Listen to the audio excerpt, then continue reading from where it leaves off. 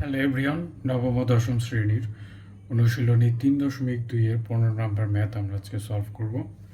তো দেওয়া আছে 2x - 2/x = 3 হলে দেখাও যে 8 × x - 8 × x cube minus 1/x cube is equal to 63. Let's solve this math.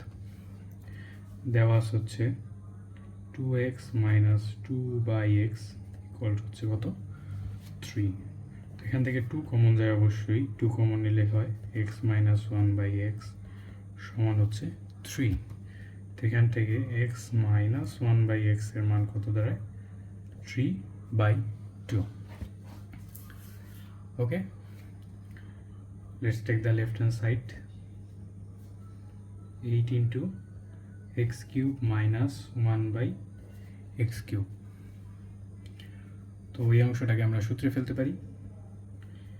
8 × x minus 1/x whole cube plus 3 × x into 1/x into x minus 1/x।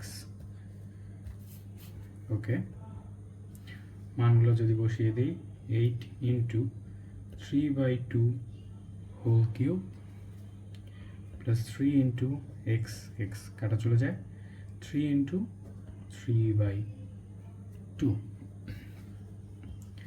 So এখানে হয় 8 × 3 এর cube হচ্ছে 27, 2 এর কিউব হচ্ছে 8, এখানে 9/2।